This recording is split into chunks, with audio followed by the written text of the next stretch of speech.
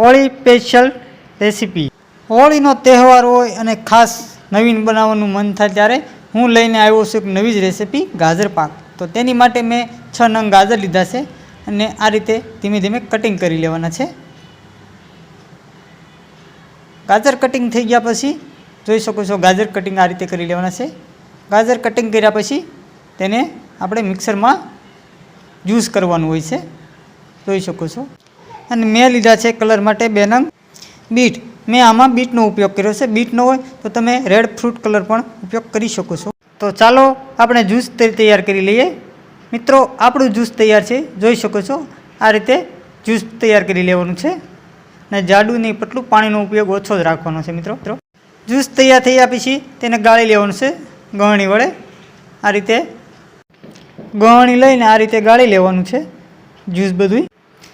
ચમચી અથવા ચમચા વડે ઉપરની સાઈડ થોડુંક દબાવીને જ્યુસ બરાબર કાઢી લેવાનું, જેથી કરીને આપણું જ્યુસ રહી ન જાય। આ રીતે જ્યુસ તૈયાર કરી લેવાનું, જોઈ શકો છો।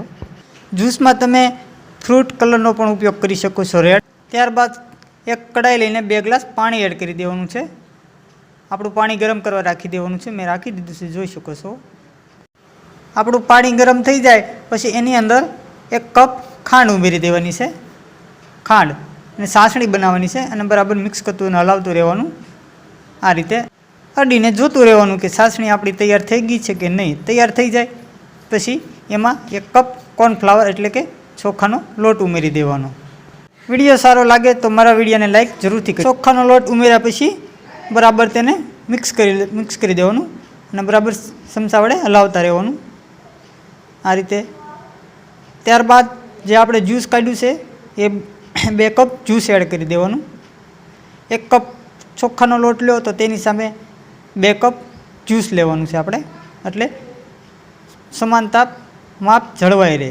ત્યારબાદ 10-15 મિનિટ આને પાકવા દેવાનું, બરાબર હલાવતા રહેવાનું આ રીતે, જ્યાં સુધી આપણું બધું મિક્સ ન થઈ જાય। ત્યારબાદ 3 ચમચી ઘી એડ કરી દેવાનું।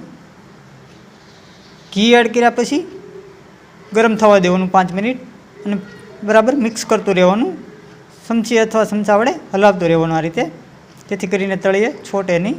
ઘી એડ કર્યા પછી એને મિક્સ કરતું રહેવાનું બરાબર, ચમચી અથવા ચમચા વડે બરાબર હલાવતું રહેવાનું। તો તૈયાર છે મિત્રો આપણો ગાજર પાક, જોઈ શકો છો। આવો એક ડબ્બો હોય તો નીચે 1 ચમચી ઘી અને કાજુના કટકા ઉમેરી અને જે આપણો ગાજર પાક છે એમાં એડ કરી દેવાનો, એટલે આ રીતે તૈયાર થઈ જાય છે। પછી ઝીણા ઝીણા એના કટકા કરી લેવાના, પીચીસ કરી લેવાના। તમે ધારો તો ડાયમંડ શેપ પણ આપી શકો છો અને સાદા ચોરસ પણ રાખી શકો છો, તો હું સાદા ચોરસ રાખીશ અહીંયા। મિત્રો આ રેસીપી જો તમને સારી લાગી હોય તો મારા વિડીયોને લાઈક અને શેર કરવાનું ભૂલતા નહીં અને કોમેન્ટ બોક્સમાં જરૂરથી જણાવજો।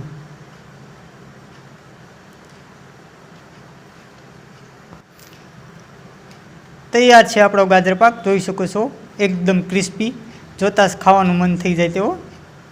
તો મારો વિડીયો આ રેસીપી તમને ગમી હોય તો વિડીયોને લાઈક જરૂરથી કરજો। મળીશું પાછી નવી રેસીપી સાથે।